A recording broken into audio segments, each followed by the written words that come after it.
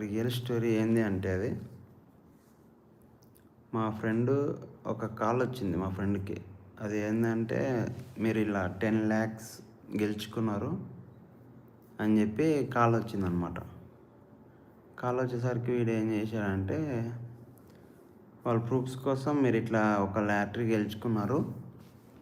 ఇంత అమౌంట్ వచ్చింది మీకు అని చెప్పేసరికి 10,00,000 అనే వరకి ఎవరైనా కొంచెం ఆలోచిస్తారు కదా! వీడేం చేసిండు, 10,00,000 వస్తున్నాయి అని చెప్పి అయితే వాళ్ళు ఏం చేశారనమాట, వీడేం ఆలోచించకుండా ఇంకా వాళ్ళు ఫస్ట్ మీరు ఒక 20,000 మాకు ప్రాసెసింగ్ ఫీజు కట్టాలని చెప్పారు.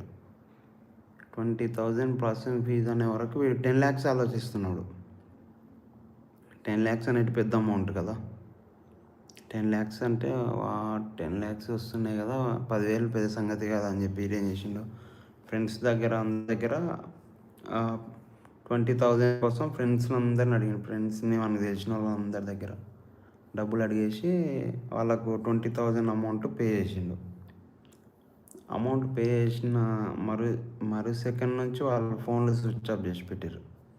ఫోన్లు స్విచ్ ఆఫ్ అయినాయి. ఇంకా వీడు ఫోన్ చేస్తే ఫస్ట్ వాట్సాప్‌లో మెసేజ్ చేసిర్రు, ఈ విధంగా ఇట్లా మీకింత 10,00,000 లాటరీ వచ్చింది, మీరు గెలుచుకున్నారు అని చెప్పి. వీడు ఇంకా గుడ్డిగా నమ్మేసి 20,000 కొట్టేసిండు ఆళ్ళకి. 20,000 కొట్టిన మరు సెకండ్ నుంచి కాల్ కట్టుగా ఫోన్ కట్ చేసిర్రు. డబ్బులు మొత్తం 20,000 పోయినాయని వీనికి తర్వాత ఫోన్ చేస్తే స్విచ్ ఆఫ్ వస్తుంది ఫోన్.